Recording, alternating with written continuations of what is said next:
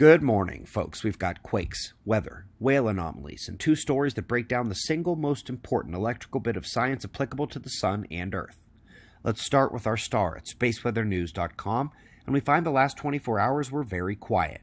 Primary features of note are the bright arches atop the active regions and the sunspots, and then that little dark coronal hole.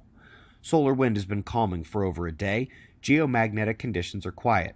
Any enhancement from that coronal hole would be 2 to 4 days away, and these sunspots are quiet too. It's like they're waiting for an invitation to flare. Couple rumbles on Earth to mention, starting with a larger blood echo striking the low velocity zone beneath the Philippines, over 100 kilometers down. Also had one well above average in Puerto Rico, hopefully not a foreshock of something bigger. Major windstorm reported in Alaska with top gusts exceeding 125 miles an hour, multiple regions hit by over 100-mile-per-hour winds. We're going next to the North Atlantic and finding the largest such whale beaching in the UK in over 100 years.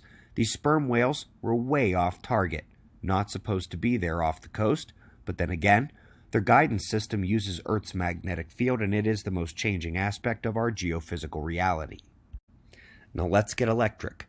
This is a space bubble, but it started as nothing more than a drop of water. The electrode is applying an electrostatic force to stretch and expand the bubble. The purpose of the experiment was to test various conditions for boiling, but this specific shot with electricity building the structure and shape is key. The same basic principles allow you to rub a balloon on your head, build up static charge, and then bend the flow of water. Works with plastic spoons as well. And when you begin to dive deeper into how water can be made to dance, deform, and tremble, the reality of the hydrophilicity of electricity, or maybe that's the other way around, is that they will attract and go together if they can.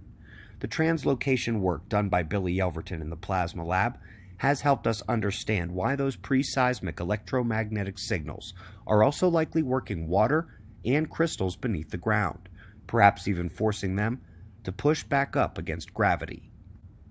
And of course, this plays a major role in our electrified atmosphere.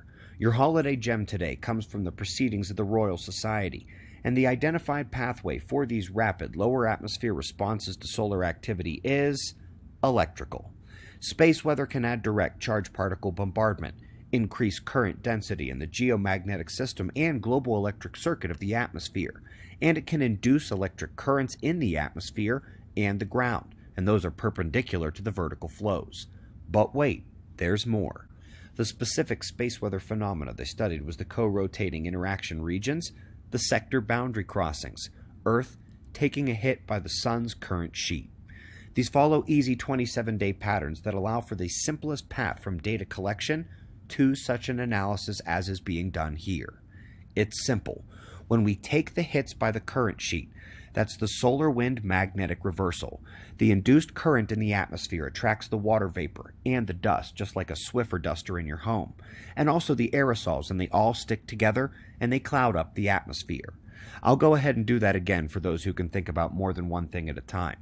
Crossing the current sheet induces electric current. It causes clouding up of the system. This isn't all that unlike a cosmic ray cloud chamber's electric cloud production. Indeed, at the solar level, in the lab, and at the galactic scale above, the current sheet exists in the energetic spinning sphere magnet system. In our Christmas special tonight, which you should really come back and see, we'll be going over things relating to what happens when our solar system encounters the galactic sheet. We greatly appreciate your support. We've got wind maps and shots of our star to close. I'll see you for the special tonight, and we'll do this all again tomorrow. Right here, but right now it's 5 a.m. in the new Valley of the Sun. Eyes open, no fear. Be safe, everyone.